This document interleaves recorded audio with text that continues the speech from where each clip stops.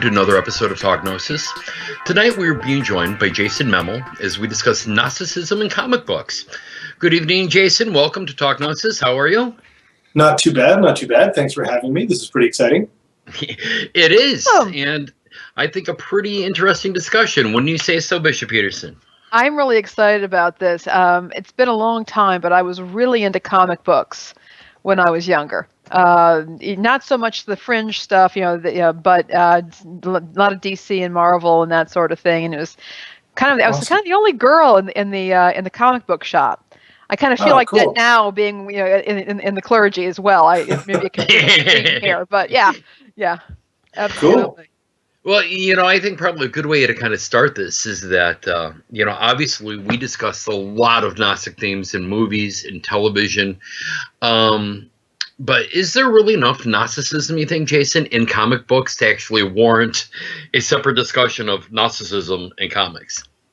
Well, I guess it depends on what level of Gnosticism you want to talk about. There's a couple of comics for sure that are like either explicitly or intentionally working within a Gnostic view. And then I think the other side of it are a lot of comics. In fact, probably a lot of the stuff Bishop Peterson that you were reading in your youth were definitely perhaps subconsciously Gnostic would be another way to sort of think about it. So, like, I was giving myself an exercise today while I was walking around, just getting ready for the show, thinking, how could I try to interpret comic X or Y in a Gnostic worldview? And it was actually hard not to find something I could latch onto. Mm-hmm. So yeah. So I guess the rambling answer to that is yes. I think it's definitely worth talking about how comics connect to Gnosticism. Mm-hmm. Yeah. I mean, I know as a kid, I'm 51 years old. I grew up reading a lot of comics. Obviously, I had friends who were into it a lot more. I still have fond memories of one of my best buddies from high school, Roland, who was such an avid collector that he literally had boxes that nobody could touch, and each one individually cellophane wrapped, and spending hours going to comic shops looking for one obscure comic that he had to find, back in the day, as Bishop Peterson said, we probably grew up mostly on DC or Marvel comics. I was a big fan of Superman, of Spider-Man, of Batman, of Thor. I think Thor was one of my favorites growing up. But today, I mean, there is a lot more. I mean, you get all the artsy graphic novels. I mean, even like one of the most popular TV shows, Walking Dead, is in essence is a comic. I mean, it's a graphic novel, but it's still, I would classify it in that comic realm. But I can see Gnosticism in lots of comics.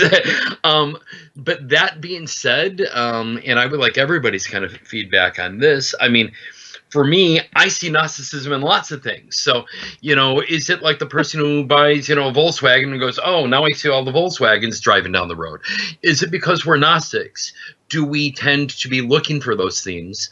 Or do you think that there's something kind of subconscious or, that is just kind of falls into these things? Well, there's a whole bunch of stuff there that you sort of sparked my imagination on that I hadn't even thought of till you said them. But so I think one quick thing I want to jump into, this is just sort of just a side idea that I had just while you were talking, was that you said you had that friend who they had all these long boxes full of comics that were individually wrapped. They were very, very they were deeply invested in those comics, and that they were hunting for these other comics in stores and just like everywhere they would go. So in many ways, they are like, these guys are like hunters for these sacred texts for them. Right. Is kind of a mindset, like it has this deep emotional importance for them. And then I think when you jump into whether or not we're just seeing Gnosticism in it because we're Gnostic, or, I mean, well, like, there is kind of the question of, like, in a way, if Gnosticism is what I think a lot of us think it is, then we are going to see it in everything, because it is in everything, because it is everything, you know, Yeah. like philosophically. So I think it's like maybe it's kind of like Jungian in that perspective. Like we can't, they can't help but create stories that fit those paradigms, and we can't help but see that, even though they didn't necessarily go, those Gnostics are really going to enjoy this one, you know. Right.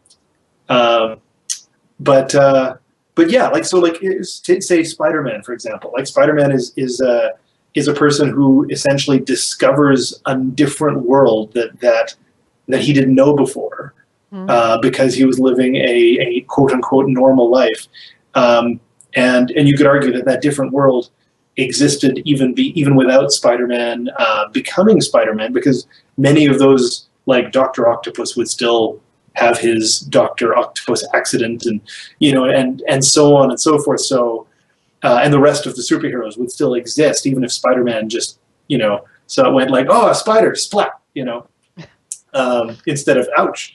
But yeah, so I guess for me, I think like it is the idea of whether or not we're just seeing it is almost like I think that we almost have to go into it going like, whether or not they intended it, that doesn't mitigate the power that it could have speaking Gnostically. Mm-hmm. Sorry, that was a ramble. No, but no, not at all. Because if you think about, you know, if we're thinking that part of our task as Gnostics is to remember who we are and where we came from, and that for some people, this the memory or the remembering can actually be quite accidental. So somebody may not identify as a Gnostic, but in their various creative pursuits, at times there may be these flashes of memory. They may not even be able to identify them as memories, but that's going to be transmitted into the material that they create. And so you know, the comic book artist or a writer may not be intending that, but being that they are creative and that there is something of that creative process funneling through them, flowing through them, that can come in. I mean, those memories can come forth even if they don't have a framework with which to describe them. Well, and a lot of these creators too, like particularly like we've mostly just been talking about superheroes up to this point, which is okay. But a lot of these superheroes were being created in the 30s, 40s, 50s by Jewish kids in New York. Okay. And what's interesting there is that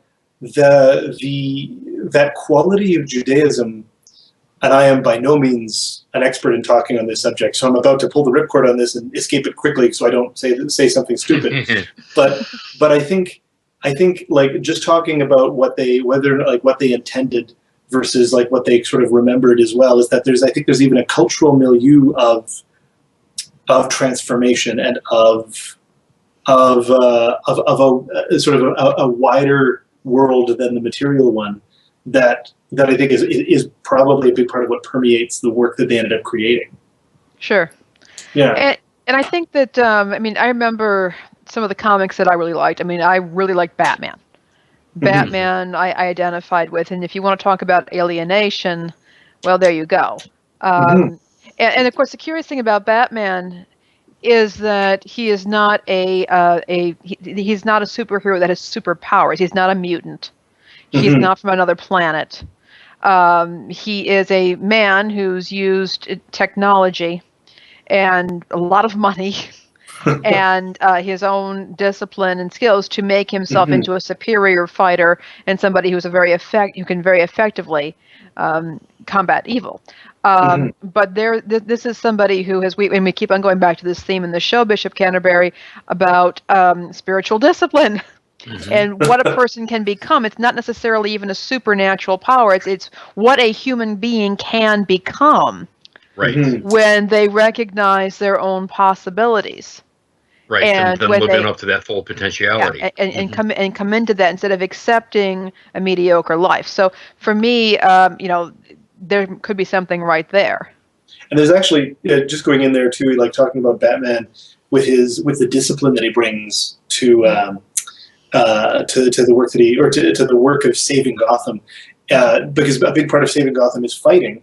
Mm-hmm. And so he's fighting evil, and this kind of goes to the superheroes over in general as well. Is that that fighting of evil becomes an externality for internal struggles that we're having with ourselves, you know. Mm-hmm. So like we see Batman avoid corruption, and then maybe that inspires us or allows us to fight our own corruption or fight our own lack of discipline, you know. Mm-hmm. Yes. And like when you're talking, say, like about like archonic forces that you know are like sort of keeping us in prison. Well, a lot of those archonic forces are ultimately internal, and the way you defeat that, the way you fight that, the wrestle with it, is through discipline. You know. Yes. So it's like Yeah. Batman is this externalization of a man fighting his own demons. You know. Mm-hmm. Like. Yes. Yeah, and they're so deep, and every time he fights his demons, another legion shows right back up. But he keeps doing it, yeah. And it, Mm-hmm. and for him, there's this there's work. He's constantly doing this work, Mm-hmm. and it is something that I think for some of us who are interested in Gnosticism or esotericism can really resonate with. Oh yeah. When you've got this person who doesn't claim to be for truth, justice, and the American way. This is somebody who is fighting, constantly fighting, and is very vulnerable. And when you think about it, he is also incredibly vulnerable. He's not a mutant. He's not from another planet. He's not a god.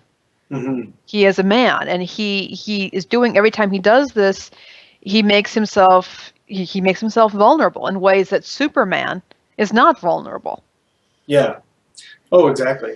Yeah. Yeah. And I think the vulnerability there is another thing too, is that because when you're fighting, like speaking, Gnostically, like when you're fighting those archonic forces, either in yourself or in the world, putting yourself into a place to fight them puts yourself into a place of vulnerability. Yes. You're not playing it safe, to try to get into that. So, yeah. So a figure like Batman is exemplifies that necessary courage, And I think, and this is the other thing too, because these characters have such a huge lineage of time in their like from when they were created to now. They can be so many different things. So, like on one hand, Batman is this almost this exemplar figure. On the other hand, he's almost a cautionary tale of an over reliance, or not over reliance, of an say maybe an over obsession with the forces that are oppressing him. Like there's I think Joss Whedon had a tweet that was about what would be the very best Batman? A Batman who gets a lozenge for his voice and invests his money to raise the standard of living for everyone in Gotham so crime disappears. And, you're like, that is actually kind of a better way to go. Like, now, ultimately, we want to read an adventure story. We want to be excited by the things that are happening to him. But many writers have told Batman stories that were ultimately, where Batman was not exactly the person you're like, I want to be that guy. It's almost more like, I am learning a lesson by not being that guy, Yeah. And he's also willing to plumb, at the same time, he is, because of his darkness and because of his willingness to confront his demons, he is willing to plunge himself into incredible depths of evil that most of us would run screaming from. Which is almost sacrificial. Yeah, well, I remember there was a series back, it was a Dark Knight series back in the early 90s, and one was called Gothic. I don't know if you remember that. Oh, yeah. Yeah, it was one of the most terrifying things I've ever read. The brief story is that he is hunting a man who had been a priest. The priest had embraced a heresy that, you commit as many sins as you can so the grace may abound. He committed all kinds of atrocities, and then when he caught the plague, made a deal with the devil, and was allowed to live for a certain period of time, but he had to die at the end of it and go to hell. And he tried to get a way out of it, but there was just this panel after panel of monstrous evil into which Batman can and does descend. Yeah. And this is something that you can't see Wonder Woman in. You can't see Green Lantern. I can't see Thor there. Thor wouldn't know what to do with Christian heresies anyways. You can't Hit him see with that Molnar. there. It's really only Batman who can go in, who can really do what was necessary in this situation. And he does it. Like, he very specifically does it so that we don't have to. Yes. Which is, I think that's very important. And I think it's very Gnostic. Like, yeah. We're running a little low on time, so I want to get out of Batman temporarily. Get out of the Batcave. We can continue this in our After Dark. Sure. But before we get into any of our audience response questions or anything, I do have some quick questions for you that I know we're going to continue into our After Dark. But can you tell us a little bit about the works of Alan Moore and Grant Morrison, and which are I think two of the more Gnostic-y comic writers today? Yeah, well, if we were spending the earlier part discussing the ways you could interpret Gnosticism into other comics, Grant Morrison and Alan Moore are very explicitly going like, here's the Gnosticism, folks, here it is. Like, Grant Morrison is, Grant Morrison and Alan Moore, they're both comic book writers. Grant Morrison's probably his most Gnostic-styled comic book is called The Invisibles, which ran for, it's in about, I think 6 or 7 trade paperbacks, which are like graphic novels you can buy at the store, or actually one absolute edition that's like a phone book. It's just this huge wad. But what The Invisibles basically goes through is, what if every conspiracy you've ever heard of is true? Including all of the occult stuff, the ideas of the archons holding us back and keeping us back. Those are all implied to be true in the world of the Invisibles. And what we're following is a band of freedom fighters, the titled Invisibles, as they work this out. It starts out with a young boy named Dane who learns that ultimately he's destined to be the future Buddha. He also happens to swear a lot and doesn't really have time to, be the future Buddha. So, like, most of the story is actually just him experiencing the world that as he learns about it. But it's fabulous. It's a pop art version of Gnosticism. There's 60s spy culture is in there. The sort of 90s action movie genre is very explicitly referenced. I don't know how much I could say. It's sort of a hard book to quickly encapsulate. But what I would basically, maybe the quickest way I would say it is that it's a love child between William S. Burroughs and the X-Men. Interesting. Kind of all right. So we'll definitely have to. Yeah. We'll definitely have to continue this in our Talk Gnosis After Dark. I've got a question for all of our listeners out there. Are there any Gnostic comic books that we didn't talk about that you think we need to check out?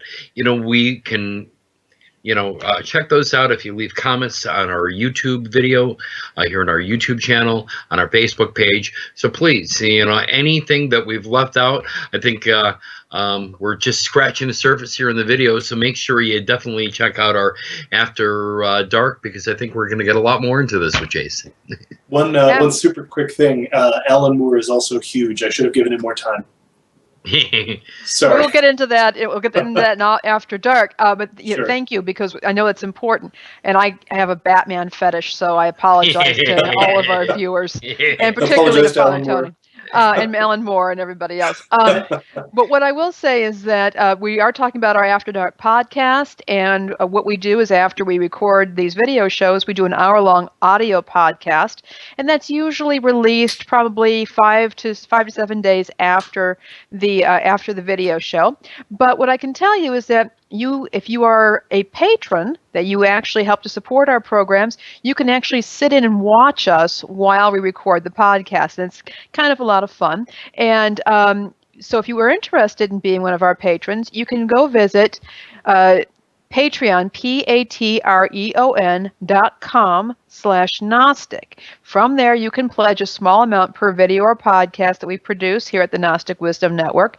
And every penny that you pledge directly supports the development of this program. And one of the perks of being a patron is that you can do things like watch us sit in on the audio tapes of Talk Gnosis After Dark. So it's a great little perk that we give our people, and we would love to have you join us. And if you do become a patron, we do of course have it set up so that you can cap the amount you spend each month. There's no hidden surprises for you there. So I want to thank you all for viewing us and for checking out our show this evening. And we do, as Bishop Canterbury said, appreciate your feedback. Please feel free to leave us comments in the show comments, or visit us on social media. We have our Facebook page, or you can send us an email at talkgnosis@gnosticnyc.com. So thank you so much for joining us, and we look forward to next week. See you soon. Good night, everyone. Good night. Good night. This has been a production of the Gnostic Wisdom Network. For more information about this and all of GWN's programming, please visit gnosticwisdom.net.